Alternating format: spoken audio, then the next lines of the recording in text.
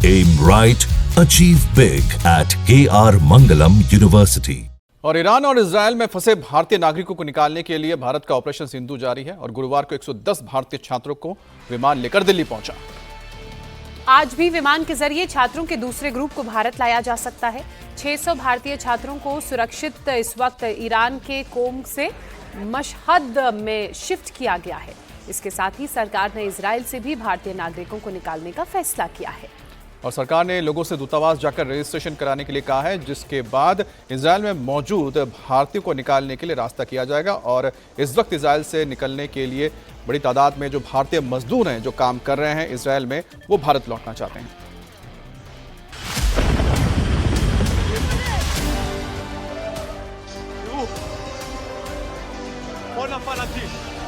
क्योंकि जो माहौल वहाँ देखा था उस हिसाब से लगा नहीं था कि ऐसे घर कभी जा पाएंगे, घर वालों से मिल पाएंगे।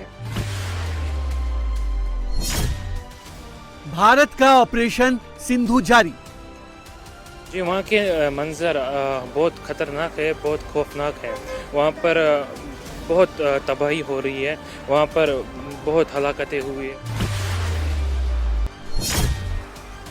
ईरान से निकाले जा रहे भारतीय नागरिक।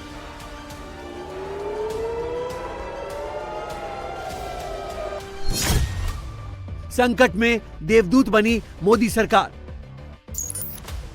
तेहरान यूनिवर्सिटी में पढ़ने वाले 140 कश्मीरी छात्र भी ईरान के गिलान प्रांत में फंसे हुए हैं। उन्होंने भी भारत सरकार से तत्काल निकालने की अपील की है।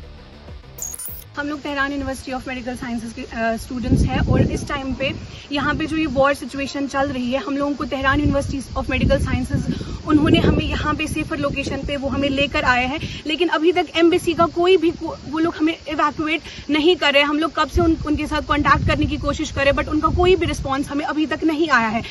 प्लीज हम लोग आप लोगों से रिक्वेस्ट करें कि प्लीज फॉर गॉड सेक हमें यहाँ से इवैक्यूएट करने की, प्लीज हमें इवैक्यूएट करें यहाँ से। हम लोग यहाँ पे इतनी सारी प्रॉब्लम्स हमें हो रही है। इस बीच ऑपरेशन सिंधु को और विस्तार देते हुए भारत सरकार ने इजरायल से भी उन भारतीय नागरिकों को निकालने का फैसला किया है जो वहां से निकलना चाहते हैं। इजरायल से भारत की ये यात्रा लैंड बॉर्डर के जरिए और उसके बाद हवाई मार्ग से होगी।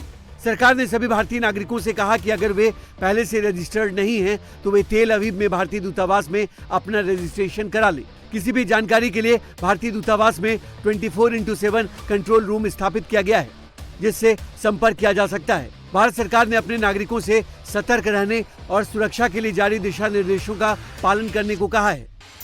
ऑपरेशन सिंधु के तहत भारतीय छात्रों के दूसरे ग्रुप को भी सुरक्षित रूप से ईरान के कोम से सीमावर्ती शहर मशहद में शिफ्ट किया गया है।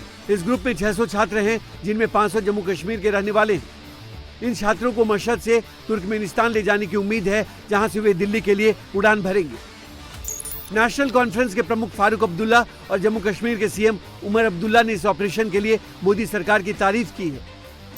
हमारी सेंट्रल गवर्नमेंट, खासकर प्राइम मिनिस्टर और जयशंकर जी ने जो ये काम किया है, जिसमें इन सबको ले आए हैं और जो बाकी रह गए वो भी ले आएंगे, ये बहुत एक बड़ा काम किया है। सर, ये हमारी जिम्मेदारी है। हमारे बच्चे वहाँ तालीम हासिल करने के लिए गए, अब हालात बिगड़ गए हैं और उनके माँ बाप जाहिर सी बात है परेशान होंगे। उनकी जगह मैं होता तो मैं भी परेशान होता और बच्चे भी वहाँ से निकलना चाहते थे। तो कुछ दिन पहले मैंने फॉरेन मिनिस्टर जयशंकर साहब से बात की और हमने एक प्लान जो है वो तैयार किया। उस प्लान के तहत अब इन बच्चों को लाया जा रहा है